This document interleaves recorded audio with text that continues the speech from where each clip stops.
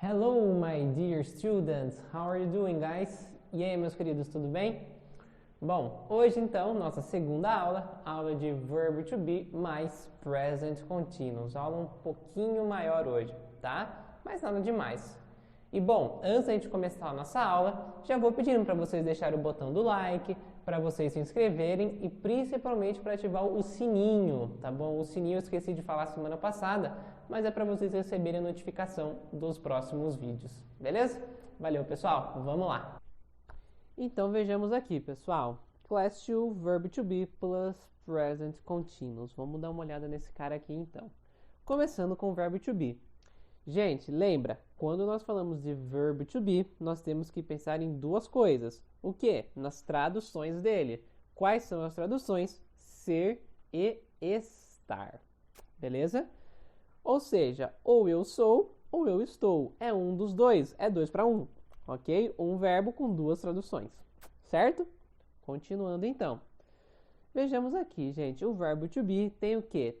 3 conjugações. Nós vamos usar am, is e are. Só que não é tanto faz. Cada pessoa vai ter a sua própria conjugação. Como assim pessoa? O que eu quero dizer com pessoa é pronome, ok? Vejamos então. Então veja, gente, verbo to be na frase positiva. Vejamos, eu vou falar I am, ou seja, eu sou ou eu estou. Eu vou falar he is, ele é ou ele está. Eu vou falar she is, ela é, ela está. It is, lembra que o it pode ser tanto ele ou ela, só que é para tudo aquilo que não for ser humano. Então vejam, ele ou ela é, ela ou ele ou ela está, ok? Eu errei um pouquinho a digitação aqui. We are, ou seja, nós somos, nós estamos. You are, você é, você está. Ou vocês são, vocês estão. E they are, eles ou elas são, eles ou elas estão. Lembrando que o they pode ser tanto eles ou elas. Ok? Fechou? Então esse é o verbo to be, pessoal. Não vai fugir muito disso, tá ok? O verbo to be vai ser basicamente isso. Vamos dar mais uma olhadinha nele. Vejam aqui. Então nós temos o verbo to be positivo ainda, só que agora nós temos as short forms do verbo to be, tá ok? Ou abreviações ou contrações. Pessoal, lembra o seguinte, contração, essa short form aí, é tudo sinônimo de mesma coisa. Então, eu falar esse cara aqui, que nós chamamos de I'm, ou falar o I am, que nós vimos aqui, é a mesma coisa, não muda nada. Então, I'm é o mesmo que I am, his é o mesmo que he is, she's é o mesmo que she is, it is o mesmo que it, we're é o mesmo que we are, your é o mesmo que you are e there é o mesmo que they are. Não muda nada. Tranquilo até aí? Continuando. Então vamos para alguns exemplos. Vejam, I am at home. Eu estou em casa. Vejam, tem que ser eu estou, não pode ser eu sou em casa, não faz sentido. Então tem que ser eu estou em casa. Mesma coisa para I am tall, ou seja, eu sou alto. Não faz sentido eu falar eu estou alto, não vai caber, não vai encaixar. Então, I am tall, eu sou alto. Tranquilo? Qualquer dúvida, deixem aí nos comentários. Continuando, nós vamos para o verbo to be em frases negativas. E lembra, pessoal, a única coisa que muda da afirmativa para negativa, pelo menos visualmente, é que eu vou colocar a partícula not na frente do verbo to be. É a única coisa. As conjugações, a tradução, é tudo a mesma coisa. Tá ok? Então eu falo I am not, ou seja, eu não sou ou eu não estou. He is not, she is not, it is not, you are not, we are not e they are not. Beleza? Tudo igual que a gente já viu, só que colocando um não. Beleza? É isso, pessoal. Continuando, vamos para as abreviações do verbo to be na negativa. Vejam, nós temos dois jeitos de abreviar. com exceção o I am not. O I am not vai ser I'm not. Normal. Veja, é só pegar o I'm, que a gente já conhecia, e colocar o not na frente. Beleza? Agora, a partir do he, então, que nós vamos ter duas formas de abreviar. Vejam, he's not ou he isn't. Lembram? He is not é o que nós já conhecemos. He isn't é a forma nova. Por que a forma nova? Vejam, até agora nós estamos abreviando quem? O verbo to be com o nosso sujeito, com o nosso pronome. Agora nós vamos deixar o pronome quieto, de boa, e abreviar quem? O verbo to be com o not. E vejam, pessoal, o final N apóstrofe T. Este final N apóstrofe T quer dizer que é o quê? A abreviação de not. Então, isso não é só para o verbo to be, mas qualquer cara que vocês veem que termina N apóstrofe T, nós vamos ter a abreviação de not. Beleza? Mesma coisa para she is not e she isn't. It's not, it isn't. We're not, we aren't. You're not, you aren't. They're not e they aren't. Fechou? Continuando então. Exemplos. I'm not at home. Eu não estou em casa, certo? E I'm not tall. Eu não sou alto. Fechou? É isso, pessoal. Nenhuma dúvida, ok? É basicamente pegar o not e colocar ele aqui depois do verbo to be. Só isso. Claro que o sentido é totalmente o oposto da afirmativa, mas visualmente é só por o not. Bom, agora vamos ver a interrogativa. Pessoal, qual que é a única diferença da interrogativa para a afirmativa? Além de ser uma pergunta, nós vamos pegar o nosso verbo to be e colocar ele antes do nosso sujeito, do nosso pronome. Então, ao invés de a gente falar I am, nós vamos falar am I e colocar um ponto de interrogação quando nós estivermos escrevendo. Então, veja, vai ficar eu sou, eu estou, certo? Vai ser is he, ele é, ele está, e assim por diante. Is she, is it, are we, are you e are they. Tranquilo? Ótimo. Continuando, vamos para exemplos. Veja, are you at home? Você está em casa? Fechou. Lembrando, pessoal, are you at home? Eu tenho que colocar o verbo to be antes do meu pronome. Porque se eu deixar you are at home, eu já não estou mais perguntando. Eu estou afirmando que você está em casa. E não é esse o meu intuito. O meu intuito é perguntar se você está em casa. Mesma coisa para is he fine? Ele está bem? Já era. Mesma coisa, se eu colocar he is fine, eu estou afirmando que ele está bem. Tranquilinho? Maravilha, então. Vejamos também as short answers dele, tá? Então, respostas para perguntas de sim ou não. Acabou. Ou seja, are you at home? Yes, I am. Tem que ser yes, I am. Aqui não pode ser yes, I'm, tá bom? Não pode. Tem que ser yes, I am. Sim, eu estou. Ok? E are you at home? No, I'm not. Você está em casa? Não, eu não estou. Aí, quando for negativa, temos que abreviar o verbo to be. Mesma coisa para is he at home? Yes, he is. Ou no, he isn't. Ou no, he's not. Tanto faz. Fechou? O importante é o quê? Perguntou com o verbo to be. Perguntei com o verbo to be. Respondi com o verbo to be. Acabou. Beleza, pessoal?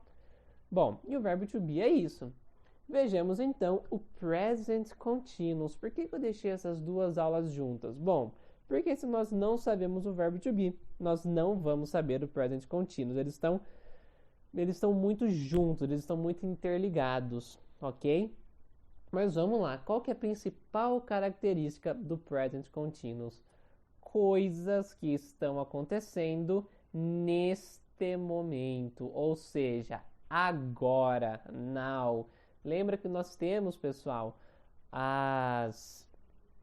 os advérbios que mostram quando que é o present continuous. Nós temos now, nós temos right now, nós temos at the moment, at this moment, ok? Todos esses caras são característicos do present continuous. Por quê? Porque ele fala justamente do que ocorre neste momento. Tranquilo até aí? Bom, continuando. Relativo ao gerúndio do português. Mas o que é gerúndio? Bom, gerúndio é fazendo, falando, correndo, brincando, jogando, pulando. Todos esses caras estão no gerúndio, ok? É a terminação NDO do português. Que em inglês a terminação dos verbos vai ser em ING. Então nós vamos ter playing, working, doing, jumping, sleeping, eating e assim por diante. Ok? Continuando então. Vejam, duas coisas necessárias para nós termos qualquer tempo no contínuo. Qualquer tempo. Como nós estamos no present, vamos lá. Nós temos que ter o verb to be em primeiro lugar, que vai ser traduzido como estar. Eu estou, você está, ele está, I am, you are, he is, she is, e por aí vai. Como também um verbo com ing, o NDO do português. Então, eu preciso dessas duas coisas em qualquer tempo contínuo, não é só no present. Vejam, eu preciso do verbo to be e do verbo com ing. Certo? Vejamos aqui então. Verbo to be, present continuous, positivo.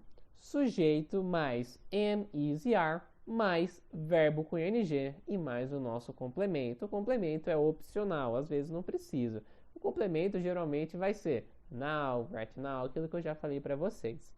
Então vejam, eu estou andando. Como é que eu falo isso em português?